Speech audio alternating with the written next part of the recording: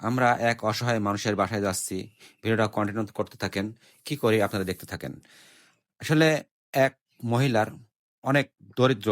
কারণ ওর স্বামী আজ থেকে ৩-৪ বছর তাকে ফালায় থুয়ে চলে গেছে। কারণ তার বাসাতে যাচ্ছি আমরা কিছু বাজার নিয়ে। ১ মাসের বাজার ইনশাল্লাহ হয়ে যাবে। মুরগি আছে, ডাউল আছে, তারপরে অনেক কিছুই আছে, ময়দা আছে, চিনি আছে, সেমাই আছে, অনেক কিছুই। আমরা ইনশাল্লাহ ১ মাসের বাজার হয়ে যাবে এখানে যা দিয়েছি।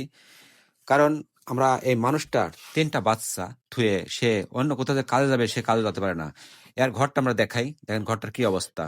বাঁশটা দেখেন, বাঁশের খুঁটিও নাই। বাঁশের খুঁটিটা ভেঙে গেছে। কারণ এমন অবস্থা, উপরে তাকালে আকাশ দেখা যাচ্ছে। এমন অবস্থা, এই ঘরে একটা মানুষ কিভাবে বসবাস করতে পারে? আপনারা নিজেই দেখেন। কারণ একটা মানুষ, স্বাভাবিক মানুষ এই ঘরে কিভাবে থাকে? যদি কখনো ঝড় বৃষ্টি আসে এই ঘরে কেউ থাকতে পারবে না। থাকা সম্ভব না। আমি আসেন ঘরের ভেতরটা দেখাই কি অবস্থা। রনি ভাই সহ আসেন। এই যে ঘরটা এমন অবস্থা, এই ঘরের ভেতরে একটা মানুষ কিভাবে বসবাস করতে পারে? আমার তো মনে হয় একটা স্বাভাবিক মানুষ এই ঘরের ভেতরে থাকা সম্ভব না।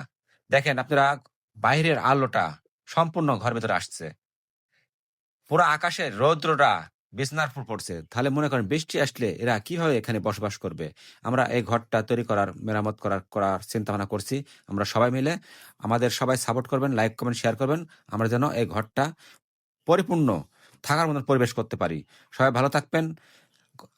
দেখেন অনেক মানুষই এখানে দাঁড়ায় আছে এই মানুষটার যে দেখার জন্য। আমরা ১ মাসের বাজার করে দিছি ইনশাল্লাহ। রোজার মাসে ১ মাস বাজারটা ইনশাল্লাহ হয়ে যাবে। সবাই ভালো থাকবেন। আসসালামু আলাইকুম।